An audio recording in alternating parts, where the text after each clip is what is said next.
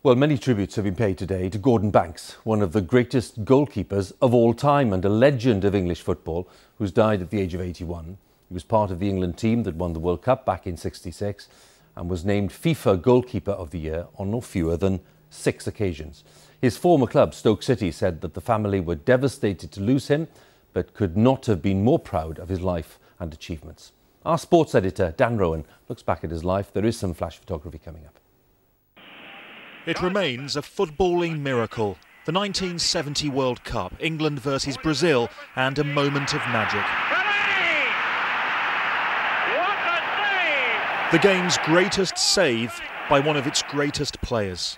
4 years earlier, Gordon Banks had been a cornerstone of his team's World Cup triumph, playing every minute of England's momentous campaign. And today, the country's other great goalkeeper paid this tribute. Gordon, as a professional, was the first goalkeeper to really do that extra training, and that paid off for him. And his all-round game was so good, but he was capable of making saves look easy by good positional play. That's one thing that I always thought was his strength. You know, he always got into a good position. He wasn't always flinging himself around all the time. He was catching a lot of balls, and yeah, that was what I think was his strength. Banks first made his name back in the 1950s with Leicester City, where he won the League Cup. Sheffield United attacked, but Banks was safe in the Leicester goal. He was awarded the first of 73 caps in 1963. His reliability and agility pivotal to English football's greatest moment 3 years later. And Gordon Banks. Today, those who played alongside him at Wembley were united in tribute. Sir Geoff Hurst hailing Banks as one of the very greatest. And the recognition came from rivals too, the German FA describing him as a fierce opponent and a good man. Although England fell short at the next World Cup, Banks was at his peak, most famously against Brazil, with the save of the century. Quite how he denied Pelé, and a header that seemed destined for the net dumbfounded everyone, not least Banks himself. I just get my hand to it and it goes in that direction. And honest to God, I thought it was a goal. When I hit the floor, boom, like that, the position now, I turn around and I now see it bounce behind the goal. I couldn't believe it. Banks and Pelé later became close friends. This, the Brazilian legend's memory of the moment that forged the bond between them. I had the ball. I already jumped to say go. Then I looked there. I did go. Oh. Today on social media, Pelé said, "Rest in peace, my friend. Yes, you were a goalkeeper with magic, but you were also so much more. You were a fine human being." Banks' brilliance helped Stoke City to the League Cup in 1972, the club's first major trophy. But later that year, a car crash cost him his sight in one eye, and amid emotional scenes, he was forced to retire from the English game. Today, at the club where Banks is honoured, fans have been gathering to pay their respects to a man who went from playing legend to life president, including members of Stoke City's current team. He just had a way of making everyone feel brilliant. Whatever presence he was in, he had a way of just rubbing off on people and bringing kind of happiness. He always made me feel extremely happy, and it's a testament to kind of him as a person. Banks' popularity has endured, in 2012 carrying the Olympic torch at Wembley, where decades earlier he'd entered footballing folklore. And such was his standing, he was among the legends chosen to be part of the World Cup draw in Moscow just over a year ago. In a statement today, his family said they could not have been prouder, the greatest keeper to grace the English game.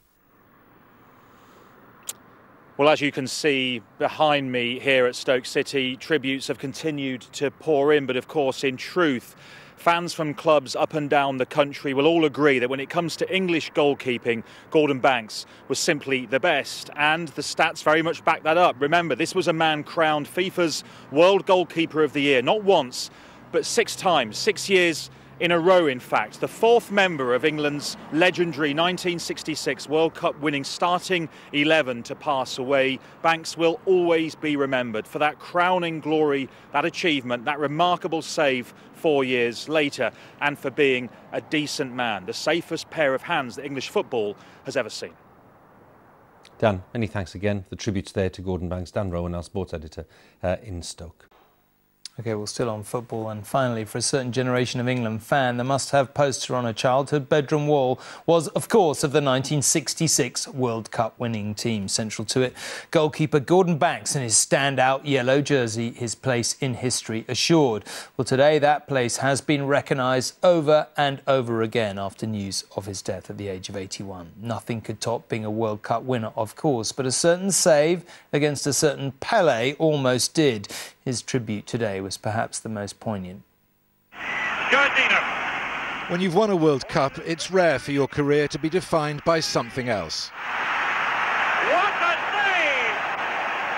Gordon Banks! 1970, the opponents Brazil, and bearing down on him, the world's best. As the ball left his head, Pelé screamed goal. It is still a mystery to most how Banks denied him. People still talk about it wherever I go. It's still shown on television lots and lots of times. Yeah, to me it was something a bit special. 4 years before that magical moment, Banks was England's mainstay as Sir Alf Ramsey's team made history at Wembley. He played in every game. His expertise was unrivaled. For 6 years, FIFA voted him the world's best goalkeeper. And he achieved that status at relatively unglamorous clubs, first Leicester City and then Stoke City. A generous man, he even nurtured the youngster who would eventually capture his England jersey. Gordon, to me, was my hero. I think he was somebody I looked up to. His laugh was something I always remember, because when Gordon laughed, you know, everybody, you could be in 2 or 3 rooms away and you'd know it was Gordon Banks. You know, he had that special laugh. At the peak of his powers, his career stalled because of a car crash which cost him the sight in one eye. I want to keep playing. This is just another hurdle in life that I have to overcome. He attempted a comeback and, while still better than most, could not reach the standards he'd set himself before his accident. So he quit English football and played 1 season in America.